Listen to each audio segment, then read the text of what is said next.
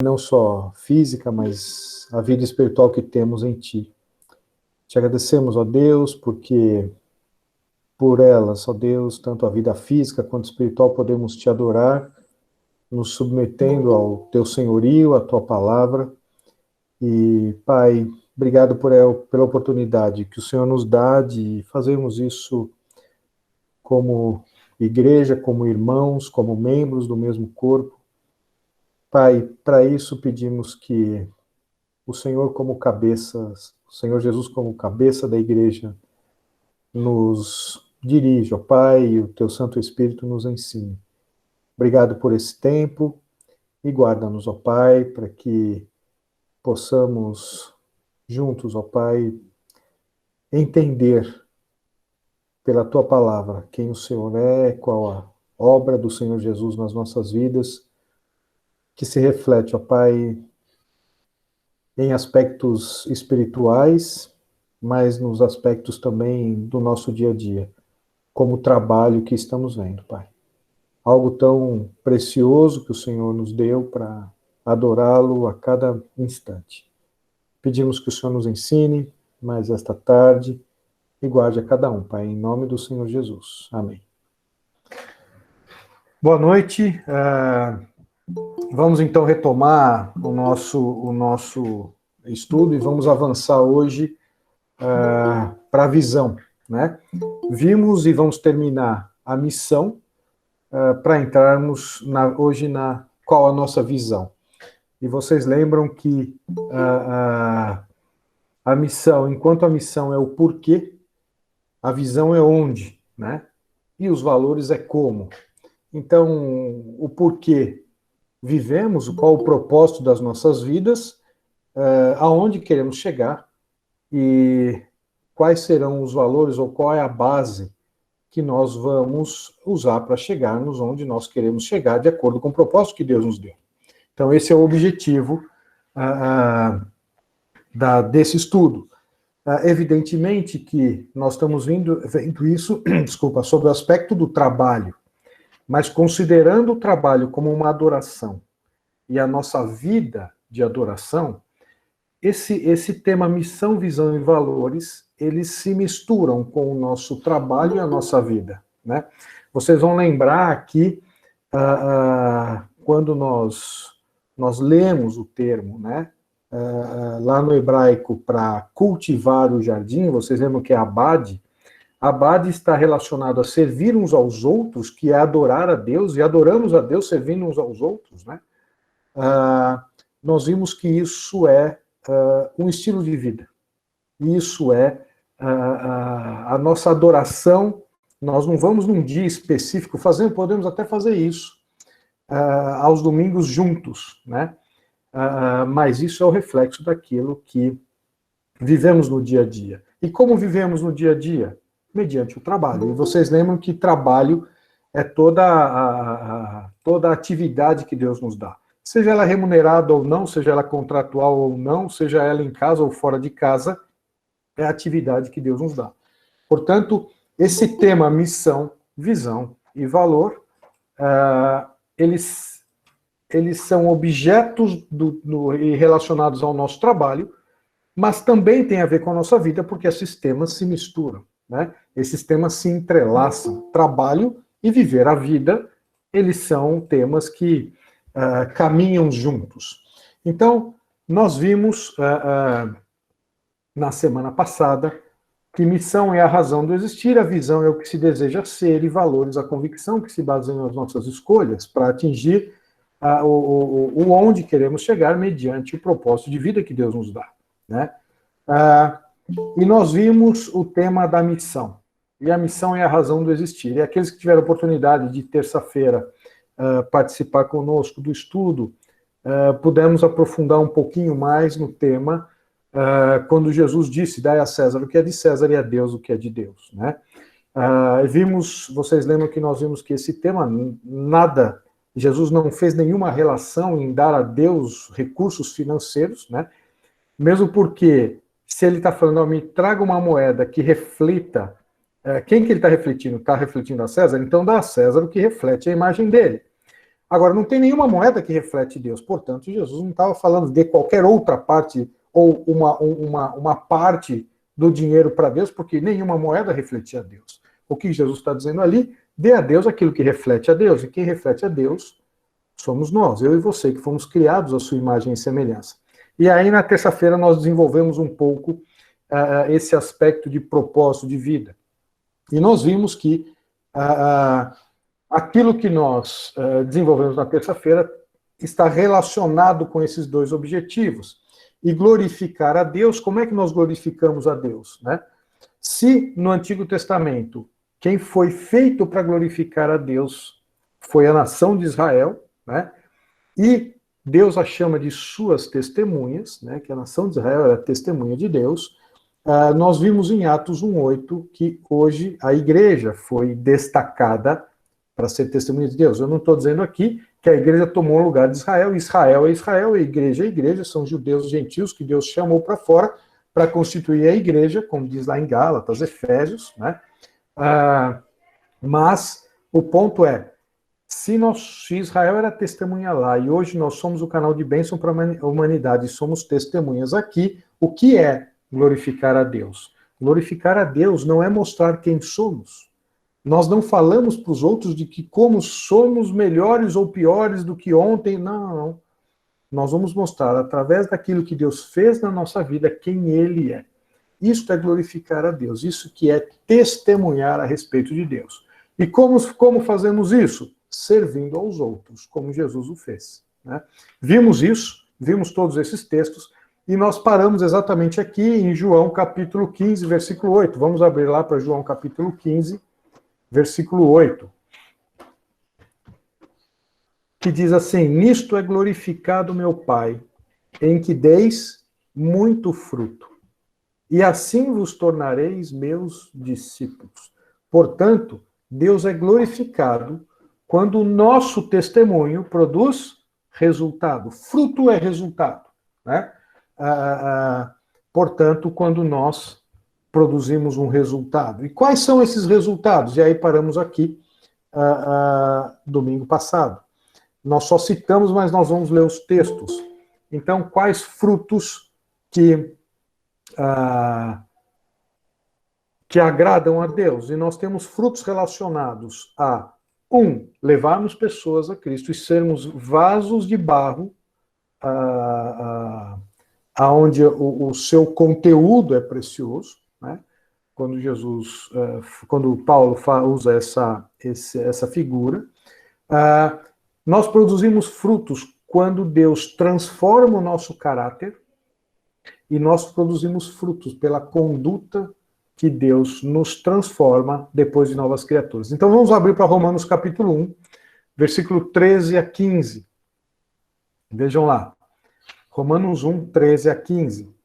Porque não quero, irmãos, que ignoreis que muitas vezes me propus ir ter convosco, no que tenho sido até agora impedido para conseguir igualmente entre vós algum fruto, como também entre os outros gentios.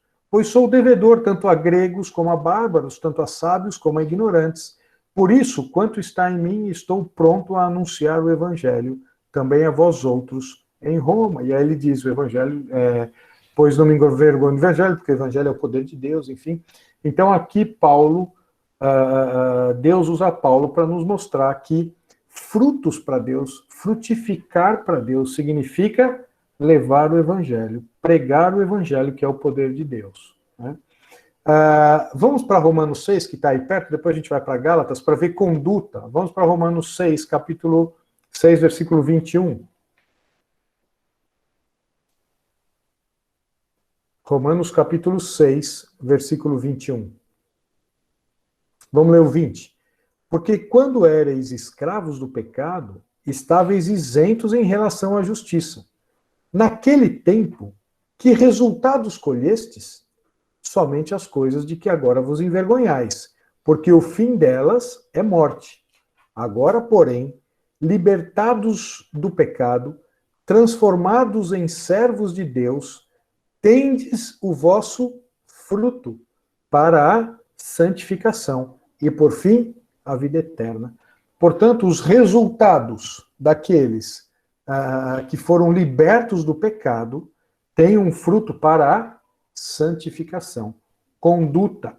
Se nós pegarmos, não vamos entrar nesse tema, um tema extraordinário para estudarmos, né?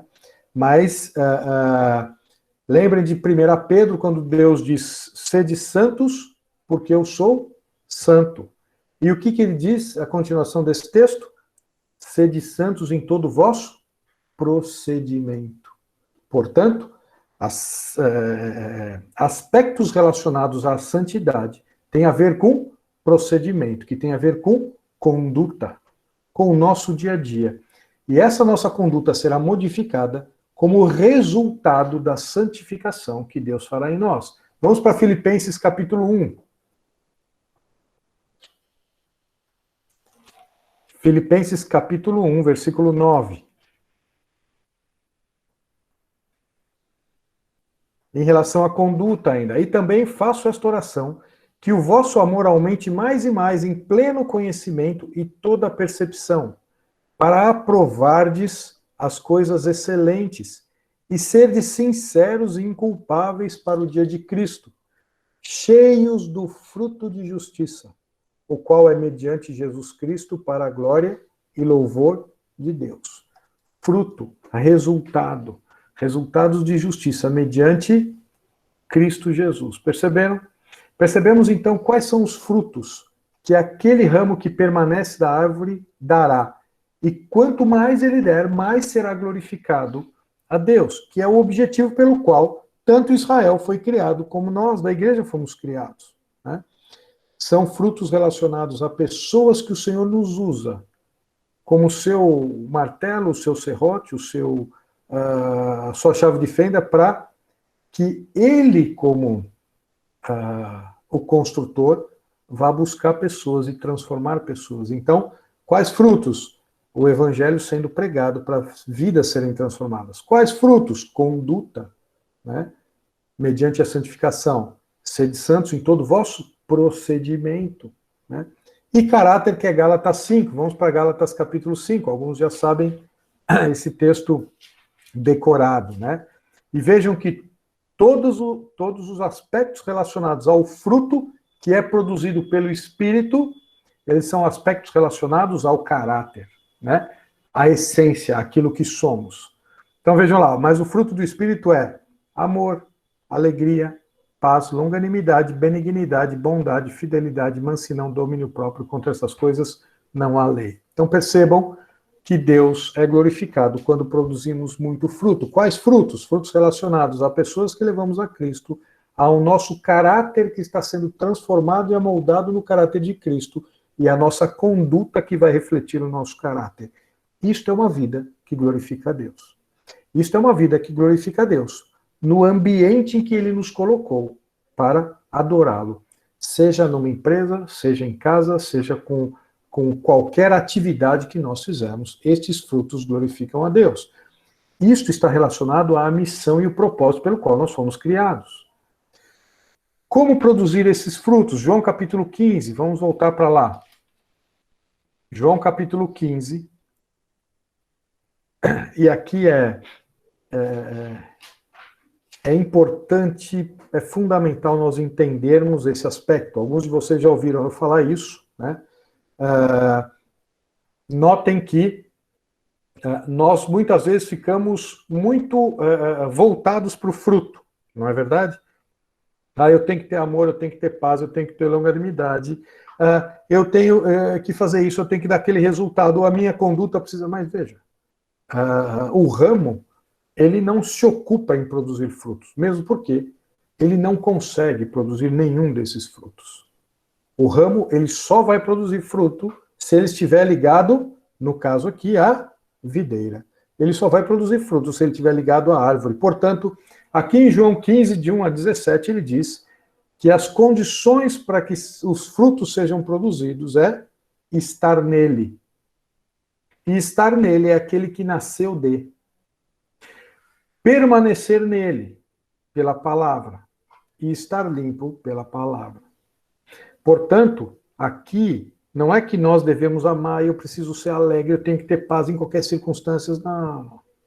Isso não vem em nós. Se é fruto do Espírito, nós devemos estar o quê? Ligados a Ele, permanecendo nele pela sua palavra. E os frutos vão começar a ser natural. Opa, mas a minha atitude mudou. Opa, a minha forma de pensar. Opa, Deus me deu oportunidade.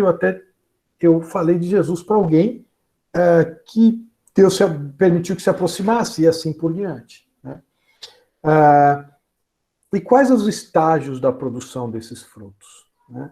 Vamos ler lá no versículo 2, e aqui atenção para esse texto e esse contexto que ele diz ali. Bom, diz, eu sou a videira verdadeira e meu pai é o agricultor.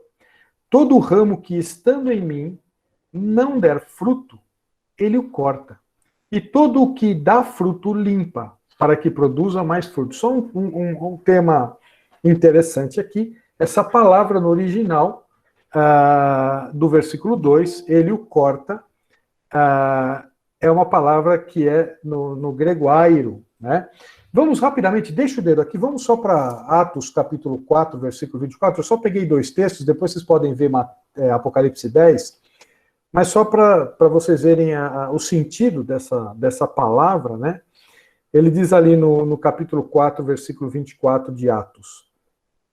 Ouvindo isto, unânimes, levantaram a voz a Deus e disseram, tu, soberano Senhor, que fizeste o céu, a terra, o mar e tudo que neles há. Bom, onde é que está a palavra aqui? Que está lá em João. É essa palavra, levantaram. Levantaram a voz. Essa palavra, airo, traduzida aqui, foi traduzida como corta, mas a ideia principal dessa palavra é todo aquele ramo que, estando em mim, não produzir fruto, ele o levanta para que produza. Cuidado com esse tema, né? E o que ele faz para quem dá fruto? Ele limpa. Para quê? Para que dê muito fruto. Né? Vamos ler esse contexto, porque é importante nós lermos até o versículo 17. Vejam lá. João capítulo 15, versículo 2. Todo ramo que, estando em mim, não der fruto, ele o corta. E todo o que dá fruto, limpa, para que produza mais fruto ainda. Vós já estáis limpos pela palavra que vos tenho falado. Permanecei em mim, e eu permanecerei em vós. Como não pode o ramo produzir fruto de si mesmo, portanto, este ramo, que está na árvore, mas não é da árvore, ele não pode produzir fruto de si mesmo, porque ele não está ligado à árvore. Ele diz, se não permanecer na videira. Vocês percebem que o versículo 4 está trazendo um ramo que não pertence à videira, né? Aí ele diz, vou ler de novo, como não pode o ramo produzir fruto de si mesmo, se não permanecer na videira, assim nem vós o podeis dar, se não permanecerdes em mim. Eu sou a videira, vós os ramos.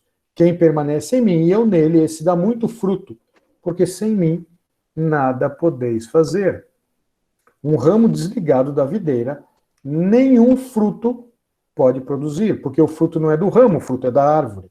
Se alguém não permanecer em mim, será lançado fora à semelhança do ramo, do versículo 4, e secará, e o apanham, lançam no fogo e o queimam. Se permaneceres em mim e as minhas palavras permanecerem em vós, pedireis o que quiserdes e vos será feito. Olha aqui um outro tema extraordinário para nós estudarmos, que não é o nosso foco aqui hoje. Mas, então isso tem a ver com oração? Isso tem a ver com tudo aquilo que nós pedirmos será feito, porque eu permaneço, mas se eu permaneço, eu dou fruto. Né?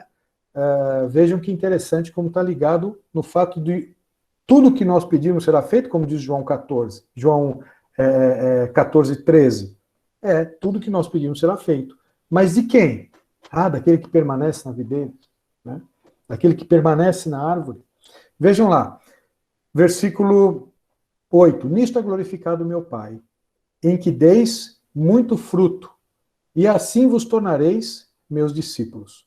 Como o Pai me amou, também eu vos amei, permanecei no meu amor. Se guardardes os meus mandamentos, permanecereis no meu amor, assim como também eu tenho guardado os mandamentos do meu Pai, e o meu amor, e no seu amor permaneço.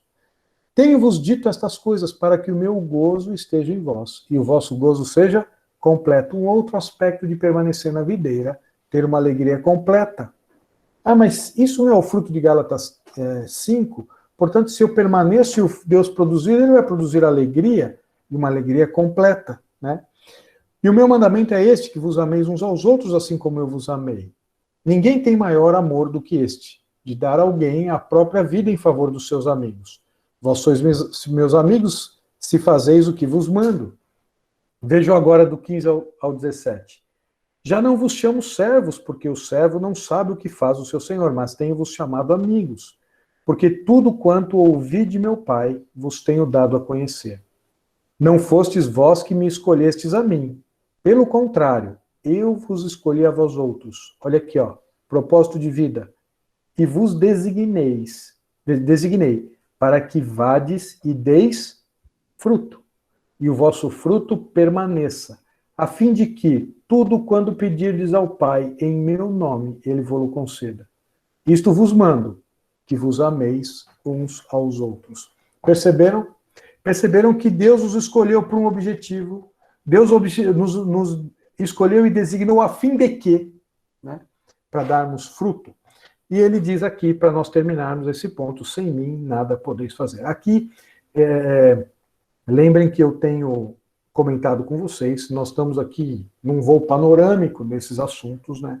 Nós poderíamos nos aprofundar aqui, permanecer em relação à oração, permanecer em relação à alegria, permanecer, ou seja, isso é importante vocês caminharem, mas nós estamos vendo o quê? Qual que é a nossa missão? Por que Deus nos colocou onde Ele nos colocou, com uma atividade, desde a hora que acordamos até a hora que vamos dormir? Para que possamos glorificá-lo produzindo fruto. E para que possamos servir aos outros para adorá-lo. Perceberam? Este é o objetivo, porque Deus nos colocou no trabalho em que Ele nos colocou. Tudo bem até aqui? Então, veja, para nós entrarmos na visão, eu queria dizer que o tema, missão, ou o objetivo pelo qual nós fomos criados, ele é fundamental. Ou seja, entendermos o propósito pelo qual nós somos criados, ele é fundamental, não é? Eu já disse isso a vocês, mas eu quero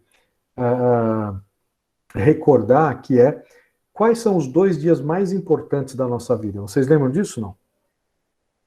O primeiro dia é o dia que nascemos. O primeiro dia mais importante da nossa vida, não é? E o segundo dia mais importante da nossa vida? É quando nós entendemos o porquê nós nascemos, né? Isso aqui mostra o quê?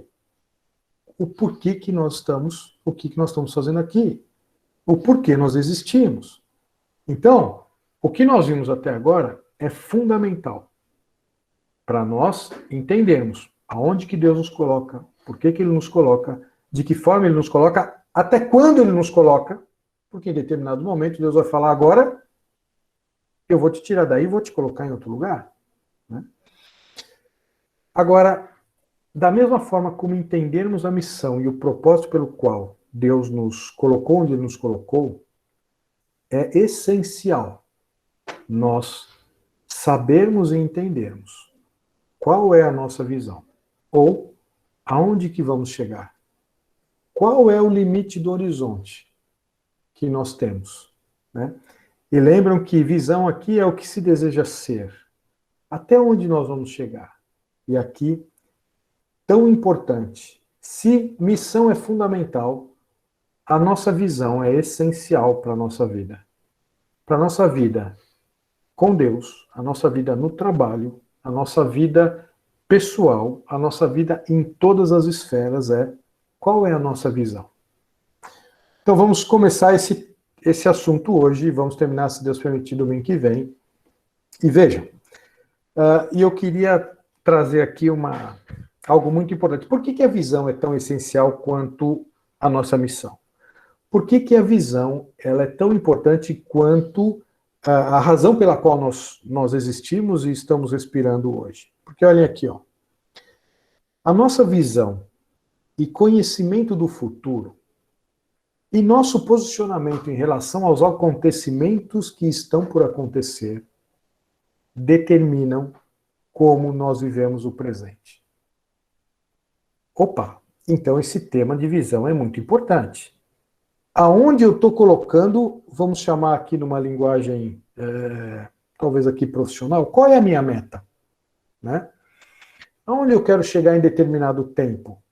Portanto, esta visão do futuro determina o nosso presente e de como vivemos o nosso presente. Está claro isso? Veja, o que dá a nós elementos para tomarmos as posições que tomamos no dia a dia? A nossa visão de futuro. E é isso que eu quero ver com vocês. Para nós começarmos esse tema, eu queria trazer aqui uma diferença. Eu sei que algumas vezes, se nós pesquisarmos em alguns dicionários, esses termos são sinônimos, muitas vezes usados indistintamente, né? Mas eu queria trazer, e aqui o objetivo, eu só estou trazendo essa matéria para destacar o que eu quero caminhar com vocês, né? Mas eu queria fazer uma distinção entre ver e enxergar.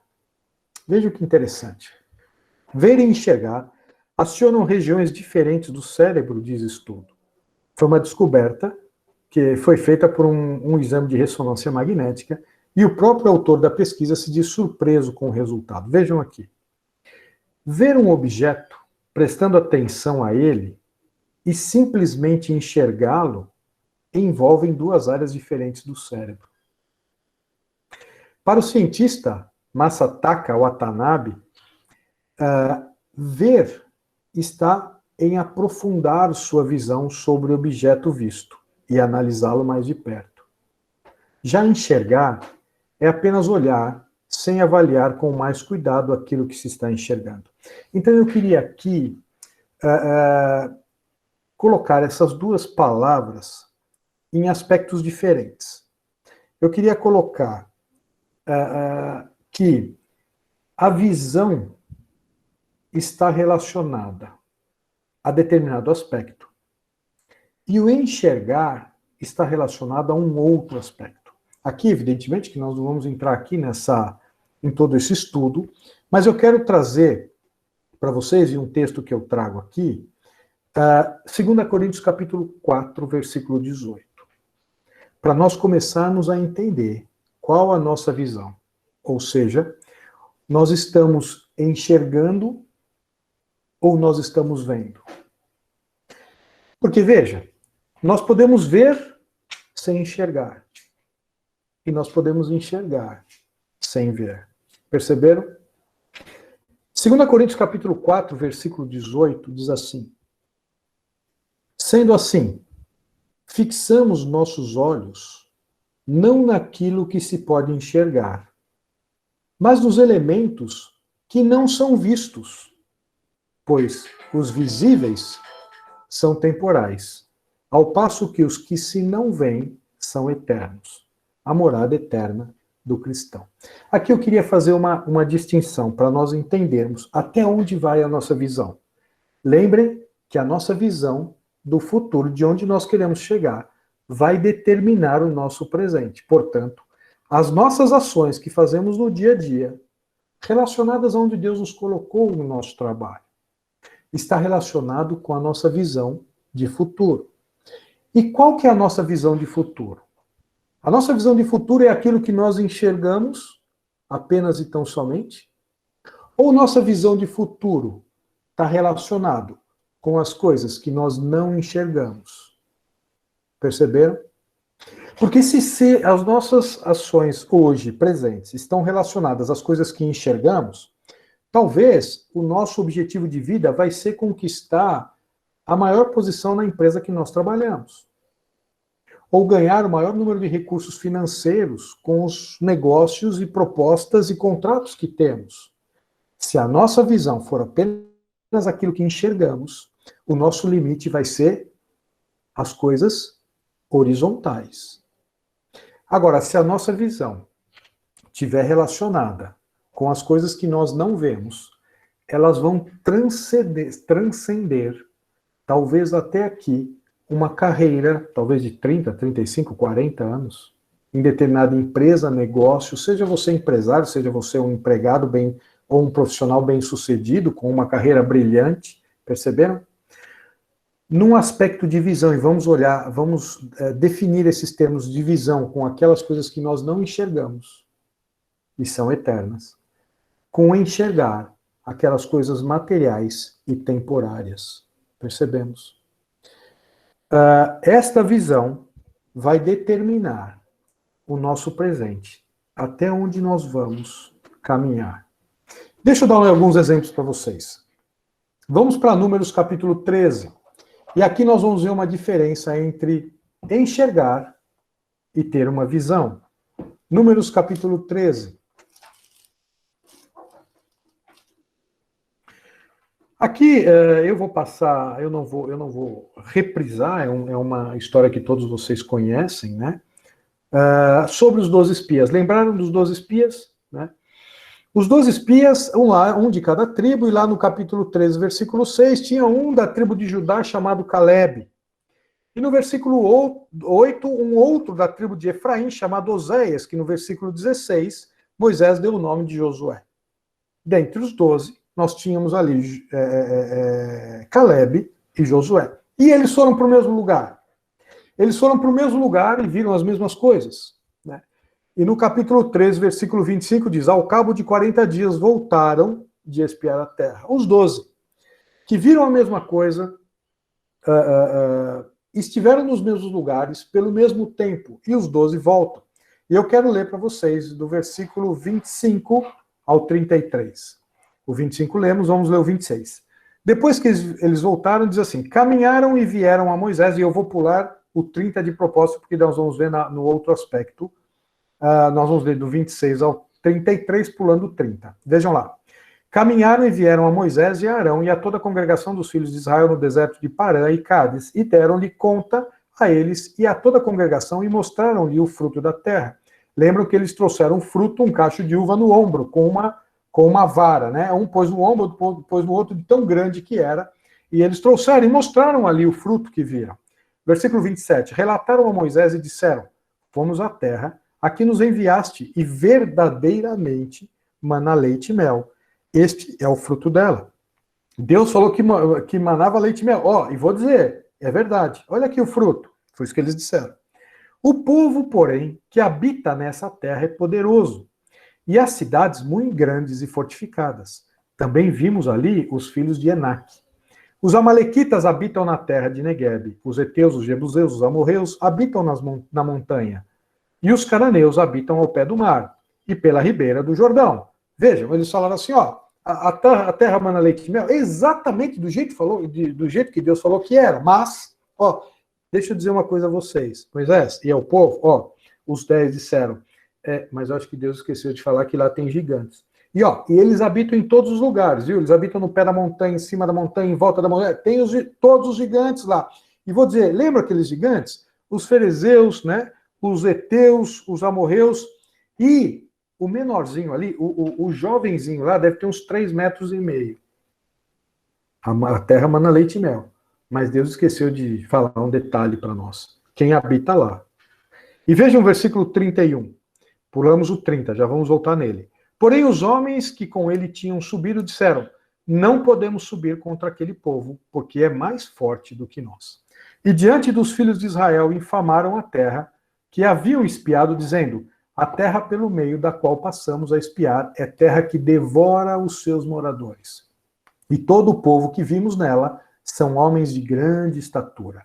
Também vimos ali gigantes. Os filhos de Enaque são descendentes de gigantes.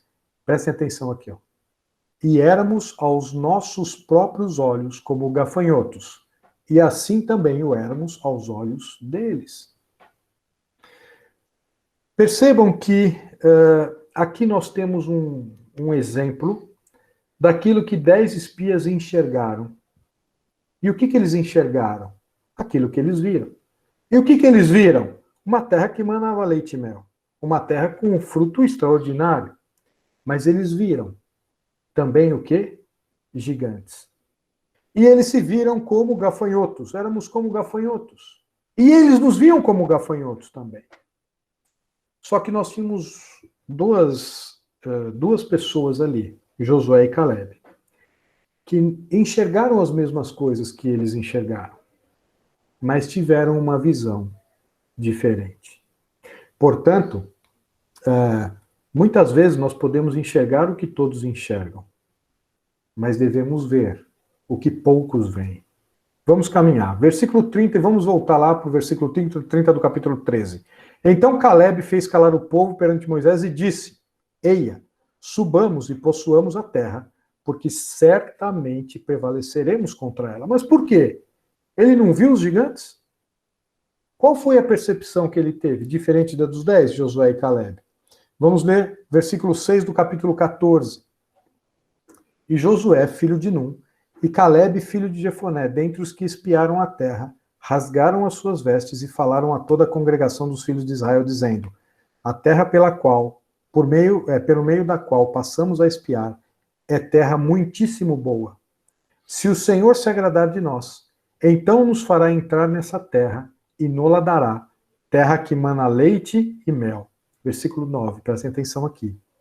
Tão somente não sejais rebeldes contra o Senhor, e não temais o povo dessa terra, porquanto como pão os podemos devorar.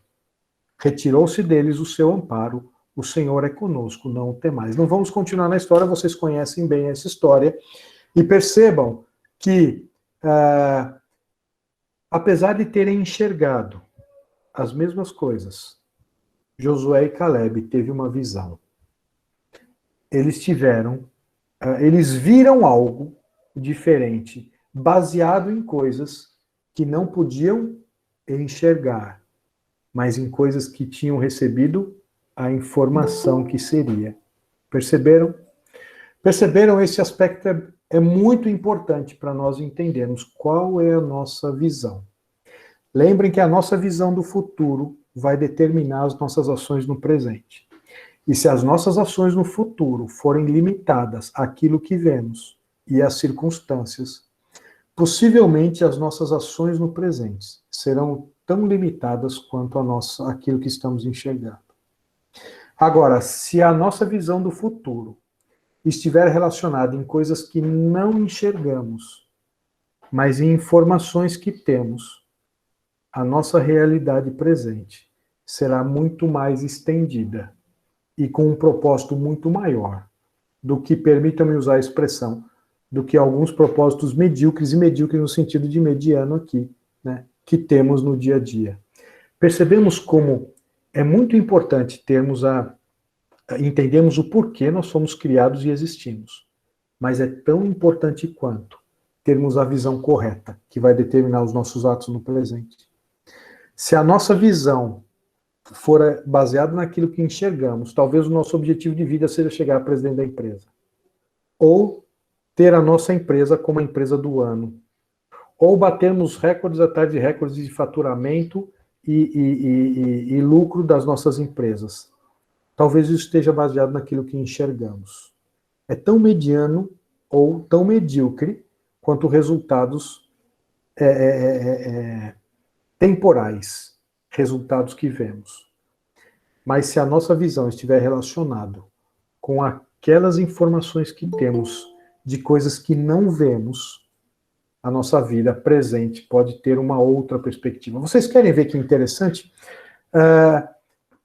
Lá em Números 33, vamos para Números 33, 54 e 55. Vocês querem ver como isso determina o que enxergamos, ou o que vemos, ou seja, o que enxergamos das coisas visíveis, daquilo que vemos, das coisas que não se veem, não visíveis, determinam a nossa vida. Vejam que interessante aqui, Números capítulo 33, versículo 54, diz assim: herdareis a terra por sortes, segundo as vossas famílias. Portanto, como é que foram divididas as terras? Né? 9 tribos e meia, né? Lembro que Levi não tinha, 2 não entraram, nós vamos ver, Ruben e Gade preferiram ficar aquém do Jordão e não entrarem na terra. Isso é um estudo extraordinário, mas não vamos ver agora. Mas a terra foi dividida por sortes, mas o tamanho da terra era dividido pela quantidade do número de pessoas daquela tribo.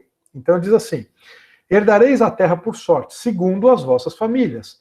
À tribo mais numerosa dareis herança maior, à pequena herança menor. Onde lhe sair a sorte, esse lugar lhe pertencerá. Herdareis segundo as tribos de vossos pais. Versículo 55. Porém, Se não desapossardes de diante de vós os moradores da terra, então os que deixardes ficar ser-vos-ão como espinho nos vossos olhos, e como aguilhões nas vossas ilhargas, e vos perturbarão na terra em que habitardes. Então vejam, Deus deu uma ordem. Ó, vai ser assim a forma, vai ser desse jeito. O tamanho vai ser de acordo com o número de vocês, mas quando vocês entrarem, eu estou dizendo a vocês, destruam todos os que estiverem lá. Perceberam? Vamos para Juízes capítulo 1. Vejam como o que enxergamos, ou a nossa visão, determina o nosso presente. Juízes capítulo 1. E vejam que interessante aqui. Primeiro, Ruben e Gad eles não são mencionados nesta lista, porque Ruben e Gad, eles conquistaram, mas eles voltaram o Jordão e se fixaram fora da terra. Isso aqui é algo extraordinário, mas nós não vamos ver hoje, né? Nós não teve só uma vez que as tribos não quiseram entrar. Ruben e Gad fizeram isso pela segunda vez. Mas vejam aqui que interessante. Versículo 19 do capítulo 1 de Juízes. Esteve o Senhor com Judá, e este despovoou as montanhas, porém não expulsou os moradores do vale, porquanto tinham carros de ferro. Opa! Judá, no versículo 19 de Juízes 1, entrou na terra, possuiu, mas não expulsou. E no versículo 21? Porém, os filhos de Benjamim não expulsaram os jebuseus que habitavam em Jerusalém. E no versículo 25?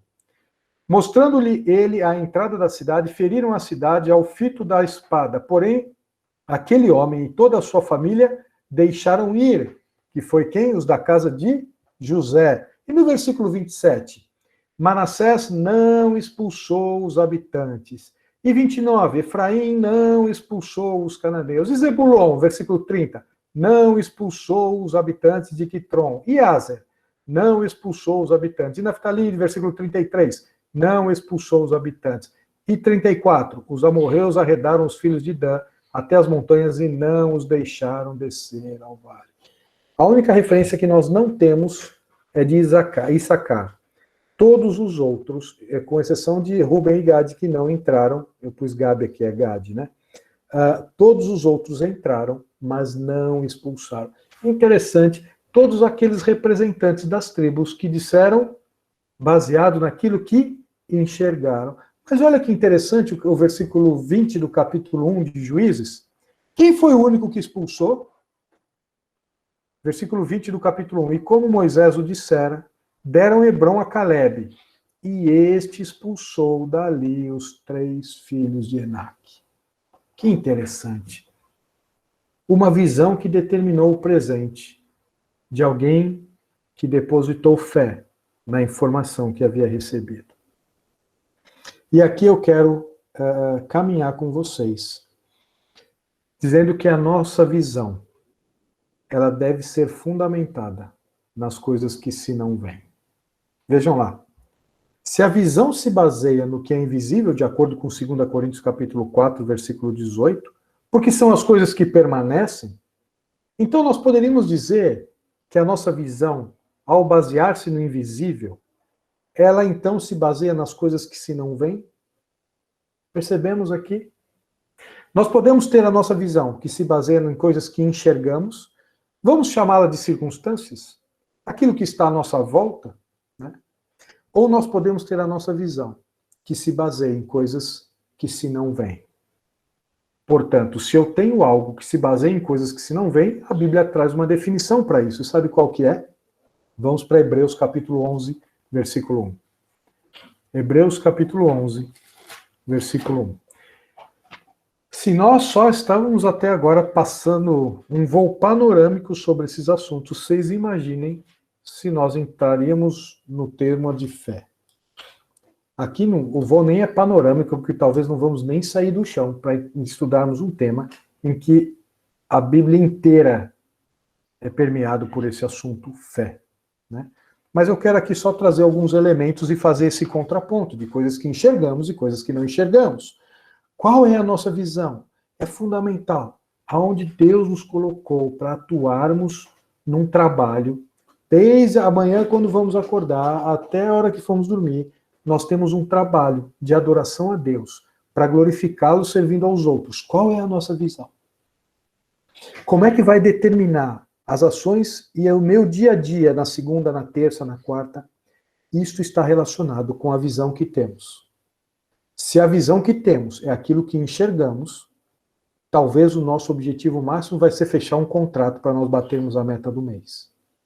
Mas se a nossa visão tem a ver com coisas eternas que não enxergamos, ela está baseada nas informações que recebemos. Porque Hebreus 11:1 diz: ora, a fé é a certeza de coisas que se esperam, a convicção de fatos que se não veem. Portanto, Deus está nos ensinando que a nossa visão deve estar focada em fatos que nós não enxergamos, que não são palpáveis aqui, que são fatos que são eternos. E vejam, vamos continuar aqui, só lendo alguns versículos para frente. A convicção de fatos que se não veem. Pois pela fé, os antigos obtiveram um bom testemunho. Pela fé, entendemos que foi um universo formado pela palavra de Deus, de maneira que o visível veio a existir das coisas que não aparecem. Percebem que Deus começa a nos ensinar o que é fé. Exatamente em aspectos relacionados com aquilo que não enxergamos fisicamente. Isto é fé. Porque a partir do momento que passamos a enxergar, deixa de ser fé. Porque fé é certeza das coisas que se esperam e a convicção de fatos que se não veem. Esta visão que fez a diferença em Josué e Caleb. Não foi que eles eram alienados. Não foi que eles não viram o perigo. Não foi que os gigantes não apareceram para eles. Foi que a visão deles estava baseada não naquilo que eles enxergavam, mas aquilo que eles tinham de informação de Deus. Perceberam? Qual que é a nossa visão no trabalho em que temos? É aquilo que nós enxergamos? São resultados imediatos e palpáveis? Ou a nossa visão é além disso? Vejam lá. Vejam, eu quero destacar, aqui todo o capítulo, né, é um estudo maravilhoso sobre fé, mas vejam o versículo 26. E aqui falando de Moisés, vamos ler desde o 24, né, para pegar todo o contexto. Então, Hebreus 11, 24. Pela fé, Moisés, quando já homem feito, recusou ser chamado filho da filha de Faraó, preferindo ser maltratado junto com o povo de Deus, a usufruir prazeres transitórios do pecado. Porquanto considerou o opróbrio de Cristo por maiores riquezas do que os tesouros do Egito, porque contemplava o galardão. Pela fé, abandonou o Egito, e olha aqui, nem ficou amedrontado pela cólera do rei, antes permaneceu firme como quem vê aquele que é invisível. Percebemos por que esses chamados heróis da fé tomaram posições presentes da forma com que tomaram? Porque a visão de futuro e onde queriam chegar era baseado não naquilo que eles viam, fisicamente falando, não naquilo que eles enxergavam, mas nas informações que eles tinham a respeito de Deus. No nosso trabalho, qual é a visão que temos? Do propósito que Deus nos coloca, onde Ele nos coloca para um fim específico, ou de atingirmos metas que nós enxergamos? Evidentemente que aqui nada contrário, e o nosso dia a dia, ele requer isso, de atingimento de meta, de resultado. Lembrem-se que, como nós vimos no propósito original, que a adoração é como se nós estivéssemos trabalhando para o Senhor. Portanto, lembrem que nós comentamos, talvez todo cristão deveria ter aquela plaquinha, funcionário do mês. Este foi o que mais atingiu meta, esse foi o que mais trabalhou, foi o mais produtivo. Lembram do padrão do Éden? Beleza e eficiência, lembraram de tudo isso? Né? Então, vamos começar a juntar esses conceitos, né? Colocando tudo isso dentro de uma perspectiva correta. dentro de uma perspectiva que é uma visão muito além do que um aumento de salário. Estamos fazendo tudo isso muito além do que uma promoção, muito além do que fechar um contrato.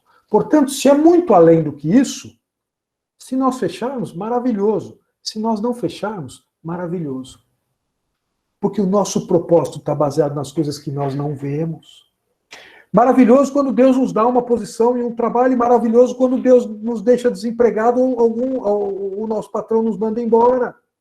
E aqui eu não estou dizendo por negligência, por preguiça, não estou dizendo isso. Lembre porque trabalho é adoração e adoração é para o Senhor, então nós vamos sempre fazer o nosso melhor em todas as perspectivas.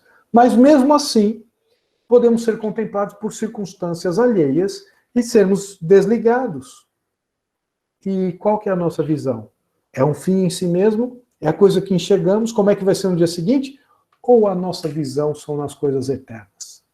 Opa, o Senhor disse que para mim que agora o tempo que eu tinha aqui chegou ao seu final. Percebemos? Percebemos que a nossa visão é tão importante quanto a nossa missão? Se ela estiver baseada naquilo que enxergamos, nós teremos metas medíocres ou medianas, como qualquer pessoa do mundo. Mas se a nossa visão estiver baseada em coisas eternas, nós teremos posições como Josué e Caleb. Deus disse isto, e é assim que eu vou fazer. Abacuque capítulo 3. Abacuque capítulo 3 eu quero encerrar, temos mais alguns minutos, poucos deles, mas temos nesses 4 textos. Então, se vocês quiserem ir abrindo, por favor, façam isso. Então vamos lá, Abacuque capítulo 3.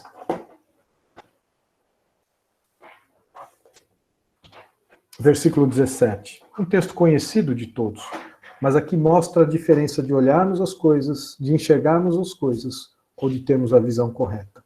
Ou vamos nos basear nas coisas que vemos, e essas são temporais e passageiras, ou nas que não vemos, porque elas são eternas. Versículo 17. Ainda que a figueira não floresça, nem há fruto na vide, o produto da oliveira mente, e os campos não produzem mantimento. As ovelhas foram arrebatadas do aprisco, e nos currais não há gado. Todavia, eu me alegro no Senhor e exulto no Deus da minha salvação. O Senhor Deus é a minha fortaleza, e faz os meus pés como os da corça, e me faz andar altaneiramente. Vejam, se fosse baseado em algo que enxergamos, que trágico, sem esperança, não há possibilidade em lugar nenhum, nem de curto prazo, nem médio prazo, nem longo prazo. Tudo que poderia dar um sinal de alguma perspectiva favorável não existe. E o que Abacuque diz? Todavia, eu me alegro no Senhor e exulto no Deus da minha salvação. Por quê?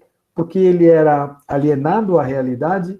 Porque ele vivia num mundo diferente? Não. Porque a visão dele era correta. Como assim? Romanos capítulo 4. Eu gosto muito desse texto quando falamos de fé, mesmo porque é com esse texto que Deus mostra para nós por que Abraão foi chamado pai da fé. Romanos capítulo 4, versículo 18. Gosto muito dessa expressão. Abraão esperando contra a esperança. Olha o que esse texto está dizendo. Abraão esperando contra a esperança creu, para vir a ser pai de muitas nações, segundo lhe fora dito. Portanto, não era aquilo que ele podia ver. Afinal de contas, 100 anos, Senhor. Minha mulher tem 90, não vai dar não. Senhor, vamos lá, né? Mas o Senhor está dizendo isso? Eu não estou vendo. Nas minhas perspectivas é esperar contra o impossível. Mas o Senhor está dizendo? Veja. Assim será a tua descendência, e sem enfraquecer na fé, embora levasse em conta o próprio corpo amortecido. Está vendo como não era alienado? Está vendo como Abacuque não era alienado? Está vendo como Josué e Caleb não eram alienados? Está vendo como José e os seus...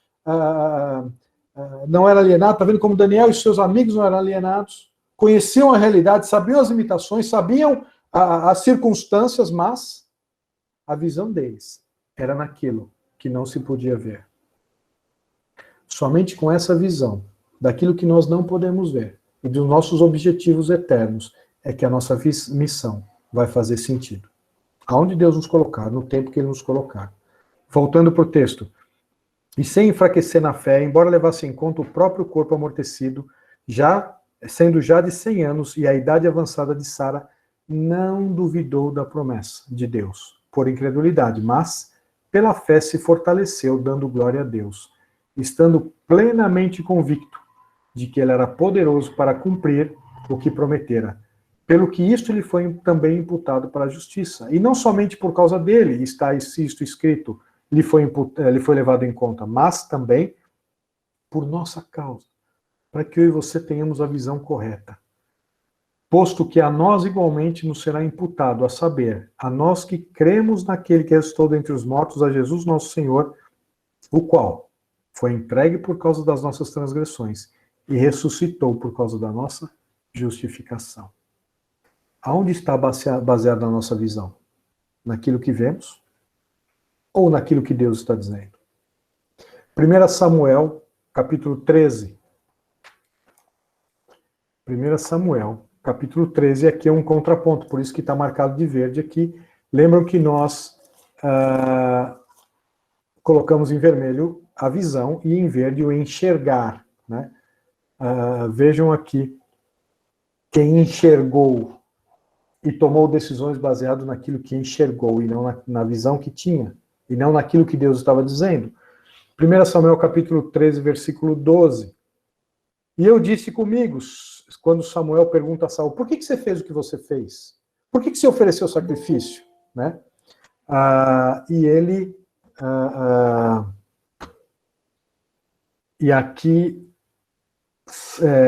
versículo 12 diz, e eu disse comigo, agora descerão os filisteus contra mim a Gilgal, e ainda não obtive a benevolência do Senhor, e forçado pelas circunstâncias, ofereci holocaustos.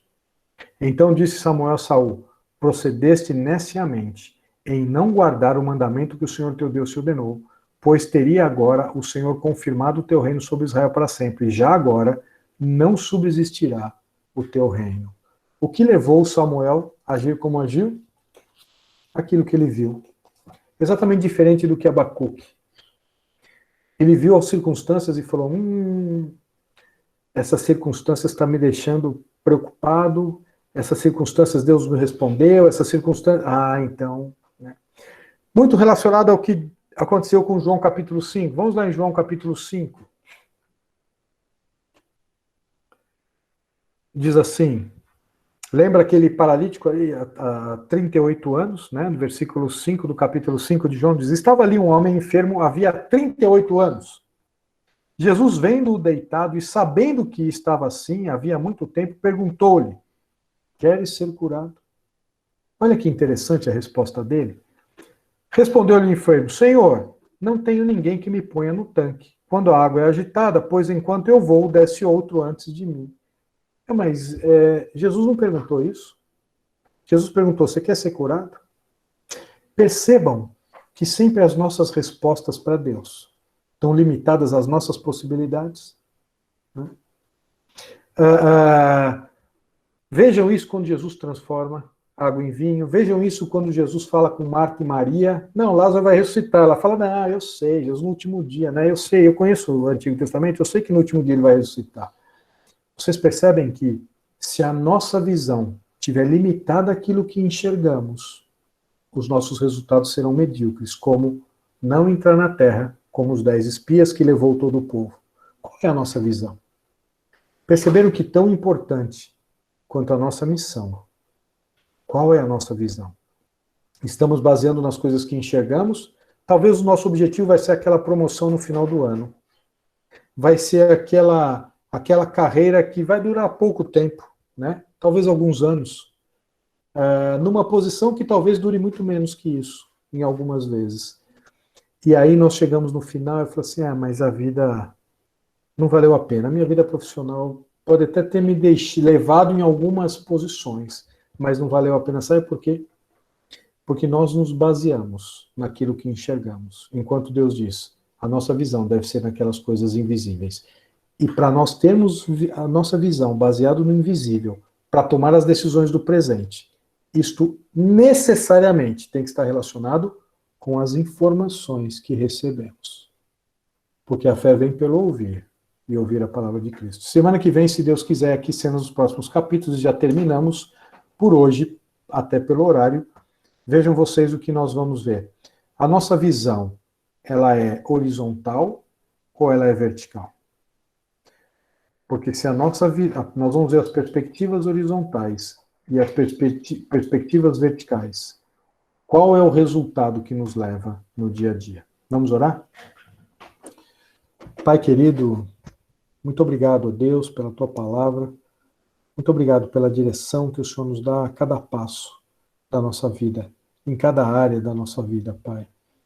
Quantos detalhes, quanta riqueza, ó Deus, o Senhor nos coloca diante de nós, para que possamos compreender estas verdades, para vivermos uma eternidade com o Senhor que começa agora.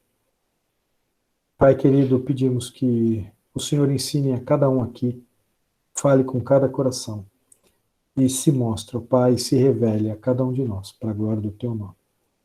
Ó Pai, no propósito de usar a cada um de nós para a Tua glória, para que frutifiquemos, servindo uns aos outros, para Te adorar a cada dia, diante de uma visão que é eterna e não temporal.